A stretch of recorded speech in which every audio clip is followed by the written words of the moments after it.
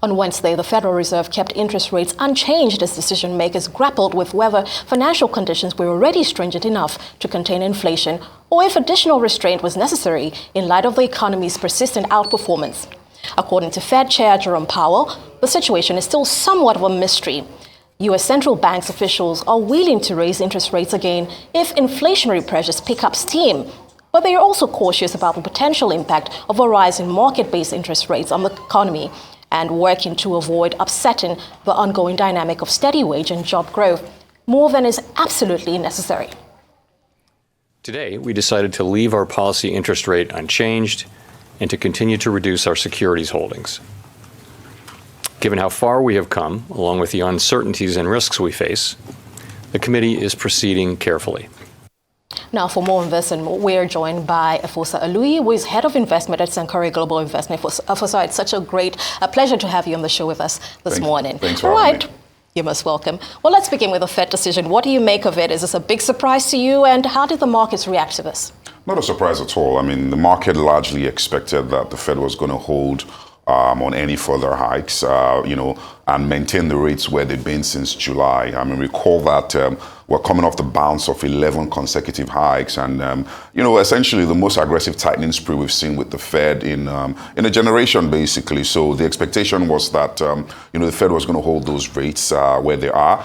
If you look at what has happened with inflation, it's come off quite significantly. Although at this point now beginning to seem sort of sticky. I think the major question really is around how much longer the Fed is going to keep these rates where they are. Consensus is close to the fact that, the Federal Reserve has probably reached peak level rates. And, so the expectation is that even at its December meeting, it is likely to hold. But we still need to keep an eye on major economic variables. For instance, Q3 GDP came in really strong for the U.S., 4.9%, about double the analyst expectation. We also saw jobs in September, 336,000 jobs were created. So the resilience of the job market, the resilience of the economy, these things are largely inflationary, continues to create concern in the market around how much longer the Fed is going to keep these rates where they are. Just like the chairman mentioned during his post-meeting conference, there wasn't any conversation or even discussion around a rate cut. So clearly, we're not having that anytime soon. So we think that the Fed is likely to maintain what we describe as a restrictive policy stance into the near to medium term. All right. I mean, how much longer is a very important question. We have to keep our eyes open and see what happens there. But like you mentioned, there could be some concessions. Let's talk about Shell results. What do you make of this? And are we likely to see more energy companies declare, more profits as a result of high oil prices in this regard? I mean, the result is essentially a reflection of higher oil prices. We saw, that in the aftermath of the Russia-Ukraine situation early on last year. And then we saw, significant improvements in revenues for the oil majors. We, however, saw, that come off a bit, sometime during this year as oil prices sort of retreated. However, the renewed concerns around the Israel-Hamas situation continues to provide support for oil prices. So in the near term, as long as that conflict remains and the prospect for a conflagration remain, the prospects for oil majors, seems really good in the near term. However, in the medium to long term, it really remains to be seen, particularly with the whole, green energy revolution and all of that, which, to my mind still seems like, some way away because, that revolution, it seems like it's going to take a bit more time for things to, come to fruition, whilst the oil majors continue to enjoy this situation that we have on our hands right now. Again, it's a matter of time, isn't it? We have to wait and see. But now let's talk about one of the most infamous cases in the business world. And I'm referring to the Sam Bankman-Fried trial case. What do you make of this? And more importantly, what kind of impact will this have on investment in the crypto space? In terms of investment in crypto, I think what it will probably do is to create a situation where users are a bit more wary of the sort of platforms that they use. In terms of belief in the technology itself, I think that's unwavering, that is strong. It essentially is around the fact that you have to ensure that there is better regulation within that space that protects, users and also ensures that platform providers are held to a high standard. Really remains to be seen how this pans out. I wouldn't want to comment on what the outcome might be, but I think that in terms of its impact on the crypto space, it just creates a bit more carefulness. It basically drums up the need for even stronger regulation. But with respect to participation, I don't think it will be a dampener. You don't think so at all? All right, well, let's also wait and see around that. Now, of course, Disney is set to take over Hulu. $8.6 billion is the number we're looking at. What more should we know about this, and how will this impact the streaming space? I think, this move is essentially a strategic one, which also reflects, the wars we're seeing within the streaming business. I mean, over the last couple of months, we've seen the major streaming guys essentially up their prices, taking advantage of the seeming, consumer inelasticity to price increases. So what Disney Plus is seeking to do is to essentially up the game in the streaming business. Now, Disney Plus has about 147 million subscribers. That's down from 164 million in the Q4 of 2022. If you compare that to Netflix currently has about 247 million subscribers.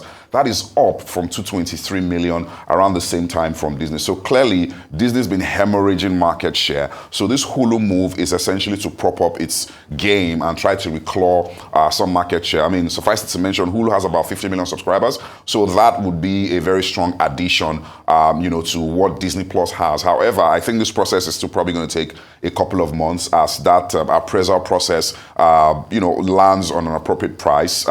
Again, this is a conversation that is continuing from a deal that had previously been reached, where both parties had agreed that, Hulu was, valued at nothing less than 27.5 billion. But again, there is going to be another appraisal, which we think will take months to really arrive at what the value would be, and whether they'll be paying that 8.7 billion, maybe something more, something less, really remains to be seen. But I think that the focal point is what we're seeing within the streaming universe and what's happening amongst the players there. This is a strategic move really for Disney to try and claw back some market share that is essentially hemorrhaged over the last couple of years. All right, certainly strategic. And, talking about market share, I want us to just look at it a little more granularly in terms of, a lot of people would argue that Netflix has got, market dominance at this point.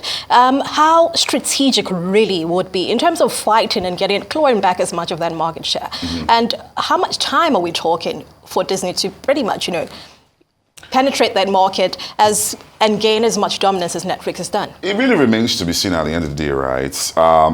Whatever strategy they put in place, it would behove really on them to ensure that there's proper execution there. If you also look at that market, you're seeing, consumer demand and preference also shift. What Netflix has been able to do is to invest very heavily in original content. Content that essentially resonates with the local population. So you're seeing Netflix growth strong outside of the US. Growth is really being powered by Europe, by Middle East, and by Africa. And you're seeing a lot of, if you will, homogeneous or homegrown content in these areas that is essentially attracting, consumers and also attracting subscribers as well. Also, the fact that Netflix has been able to, tap down on password sharing is something that has also proven positive.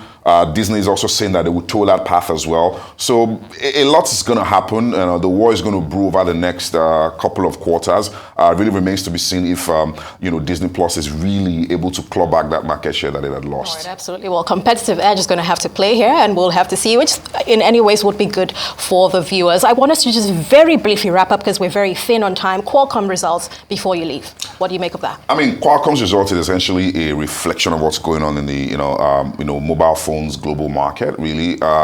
If you look at that market, there's been a slump over the last 2 years, particularly after we saw, a really strong growth just in the aftermath of the pandemic.